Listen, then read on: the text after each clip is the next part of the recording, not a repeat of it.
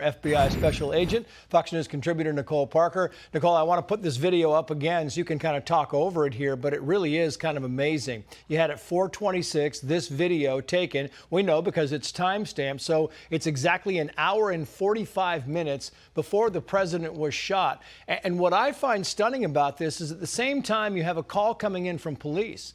I mean, this had to be well planned. He dropped his stuff, he walked around this thing, and then he went back and he got prepped and he went up on that roof, and every flag in the book was raised on this thing, and nobody picked up on it.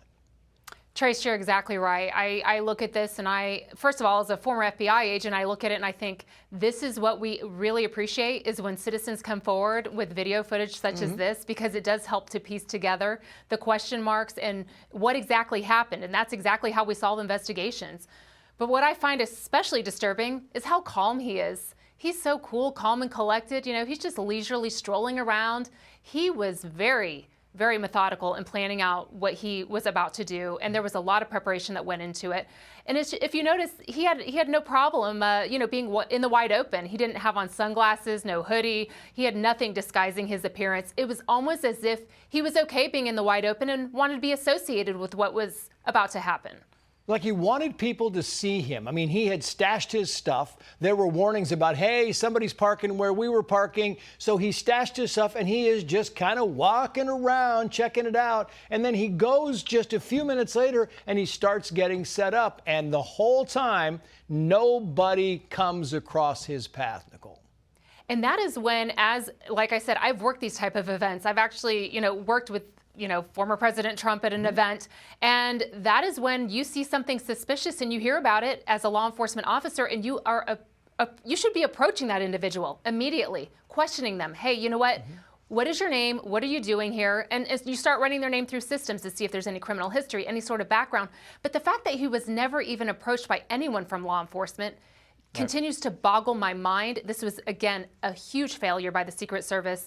And let's continue to see what happens as the investigation unfolds. Yeah, and don't forget, like an hour and a half before that, his parents, Crook's parents, actually called police saying they were concerned about their son who'd been missing for 2.5 hours. That whole thing I still don't know about. I want to move on to the DNC in Chicago, if I can, Nicole. Talk about Chicago crime, because they have pulled a lot of resources to go cover the DNC. The 15th Police District Council said the following, quoting here, Chicago cannot claim to be a world-class city ready to showcase its best on the global stage while neglecting the people who give this city its soul. We cannot allow the spectacle to overshadow the urgent need to address the violence that is tearing our community apart. I mean, you've got Brandon Johnson, who does not like the police department. He's made that very clear, unless he needs them for a big event like the DNC. Meantime, you've got these undermanned neighborhoods in South Chicago that are dangerous.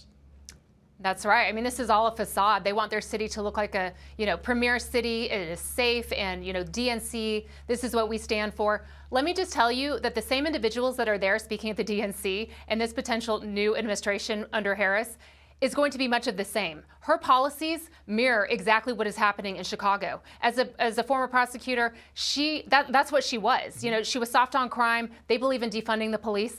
It's absolutely disgusting. It is dangerous. And I think Americans, frankly, Trace, I believe that they care about their safety, and it is coming to the forefront of their minds. Right now, the immigration issue and the border is extremely dangerous for Americans.